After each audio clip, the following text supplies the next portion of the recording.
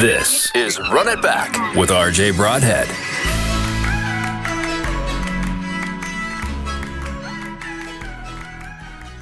Welcome to Run It Back. I'm RJ Broadhead. I am excited about this show. Shortly after each game, I'll speak to the Tiger Cats who were impactful in that game. So it's great to have you joining us for the first episode of Run It Back. Saturday was the first preseason game for the Tiger Cats, and it was a successful one. They beat the Argos 27-22. The Ticats jumped out to a 17-0 first-half lead, and it's a good thing they did because the Argos made it close, outscoring the Ticats 22-10 in the second half, but that first-half deficit was too much for the Argos to overcome. The Tiger Cats' special teams was a factor in the victory. The punt cover team limited the Argos to just 27 punt return yards. That's an average of under 7 yards per return. Here's special teams coach Jeff Reinbold.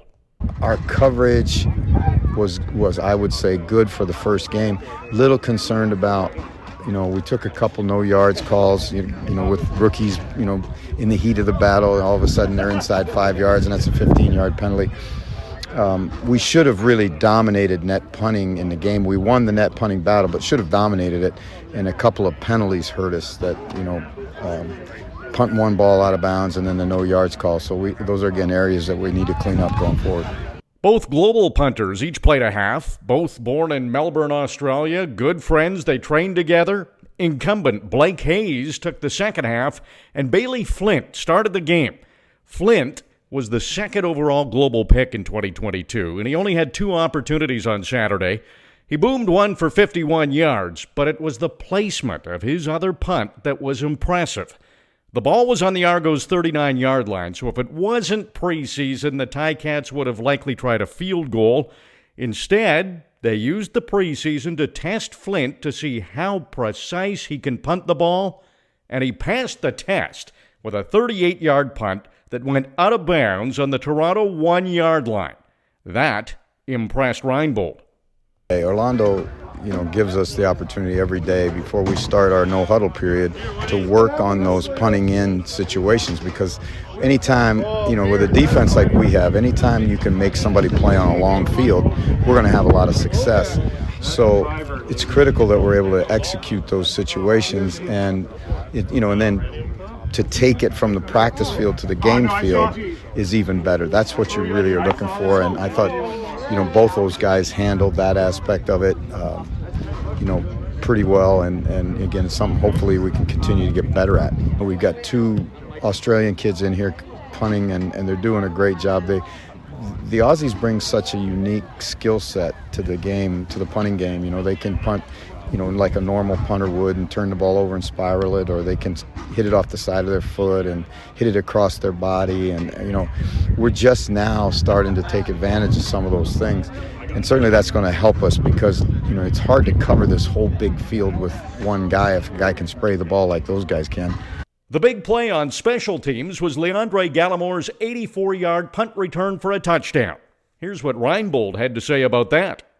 First of all, he's fearless, and you have to be because there are no fair catches up here. You don't have the opportunity to do that. So you're going to take shots, but he has that ability to get underneath guys' pads. He never seems to take a flush shot. He's got great, quick feet, and he can accelerate really fast. And I think you saw that on the touchdown return. He kind of not hesitated, but he just kind of let everything set up, and then once he hit it, he was gone. And that's the same kind of attributes that all the great ones seem to have. I was happy with the effort. I was happy with the fact we made a big play, which was crucial in winning the game. So now it helps. It helps. We always talk about confirming with validity the things you teach. Well, there's nothing more valid than when you can put one in the end zone, and our coverage was for the most part pretty good. We got a lot of areas we have to clean up, but I think the personnel guys have done an amazing job again of bringing us talented players. I counted the other day. That's the 8th different returner who scored a touchdown at this place since I came here in 2013, and that's phenomenal. Here's Leandre Gallimore on the punt return touchdown. The other guys, the other 11 men on the field, they get all the credit. It was just for me just catching and running the ball. I really ain't do much. Those guys did everything. Throughout the game, I just think about what the other guys before me told me, catch everything. Coach O say, man, see it before you see it, and just really emphasizing the catch everything. And, I haven't returned a punt return since, I was 9 years old. It's been a while. So, just focusing, taking the responsibility, taking on that role, and just executing my job. Gallimore got some advice from regular returner Lawrence Woods. I was ecstatic, because he finally listened to me, because I was trying to tell him the whole time. He trying to dance, I'm just telling him one couldn't go, then you can dance, and he did it, and I was just like, what'd I tell you? And he was like, yeah, you're right. And, it's just like a full circle thing. And I just felt like, hey, that was my little brother. He doing this thing. I'm happy for him. The majority of the Tiger Cats' expected starters on defense began the game. That group was a major reason why the Argonauts had trouble moving the ball and were shut out in the opening half. The Tiger Cats had 2 interceptions. Starting safety Stavros Katsantonis had 1, as did Lawrence Woods, who started at field corner. Woods also had a knockdown, making a statement if opposing teams were thinking of targeting him.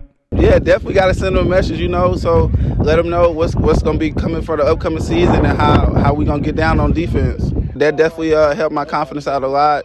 Just having getting more reps and getting more experience as the number one guy on the field corner spot. So it definitely boosted up my morale, confidence, and it just helped the team itself, with our camaraderie and trusting each other and stuff like that. Bo Levi Mitchell led the Ticats offense at the start of the game. He played only 2 drives but looked ready for the season to start.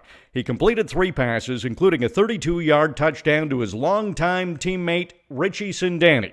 Rookie quarterback Taylor Powell got a long look. He had only been with the Ticats for just over a week after getting cut by the Carolina Panthers. Powell came into the game on the Ticats' 3rd drive and handled things the rest of the way. Powell completed 20 of 26 passes for 298 yards. He threw a touchdown, a couple of interceptions, and lost a fumble, but none of those turnovers turned into any opposition points. I felt like I, went to the right spot with the ball a good amount of times. Still learning about the game, and a couple of throws I'd like to have back, but, just kind of learning from Matt and Bo. They said, hey, go out there and try to be aggressive and see what you can do and can't do in the preseason, and that way in the season what throws you can kind of get away with. So it was a good learning experience.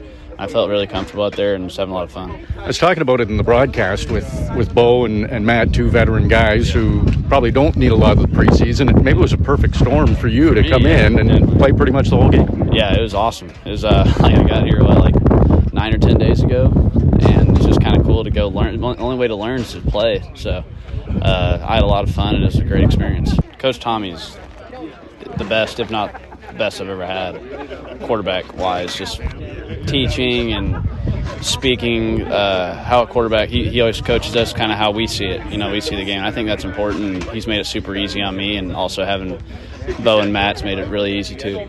How much did you know about Hamilton Tiger Cats 2 weeks ago? Not a lot. What about the CFL and the rules? Yeah, I've wanted to play here. I love it up here. I love the game. I feel like it suits me really well. It's a lot of fun, and I just feel like you can go out there and sling it and play free, and you get a great fan base, which I'm learning about, that they're really passionate and love ball up here. Powell did throw his first touchdown pass. It was to Bailey Feltmate.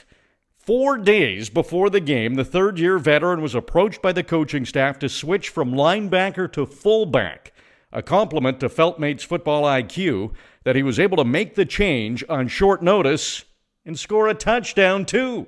To be honest, kind of blacked out. First time ever catching a ball on offense, but that's all. I literally I lost all feeling, went numb, adrenaline was high, and tried to get into the end zone for the guys. So have you ever had a touchdown at any level? Must have as a kid. In college, I had a touchdown as a defensive player, though. I had 2, but that was different feeling, different mentality on defense than offense, for sure. I couldn't have done it if I didn't have Felix or any of the guys helping me out with all the playbook, but just a different language in terms of like plays. Like learning the plays was difficult, and still learning, still trying to grasp it all. But knowing defense kind of helped me out a bit too, so I could flip that and use it as an advantage on offense. Like, is this going to be for the season, or are you going to go back and forth, or whatever's needed? Whatever's needed. Not sure right at the moment. Well, I guess we'll see down the road, and if I need to be there, I'll be there, and if not, hopefully linebackers welcome me with open arms. It was a positive start for the Ticats, but now it gets real. Just one more preseason game to make the roster. The Tiger Cats' next and final preseason game is Friday, June 2nd. Luke Tasker and I will be in Montreal, and we will have the call for you on the Ticats audio network. You can also watch the stream of the game on CFL.ca. Run It Back will return next week after that game. By then, the cuts will be made, and the team will be set. This has been Run It Back with RJ Broadhead. If you like what you're hearing, give us a review on Spotify, Apple Podcasts, or wherever you find your audio content.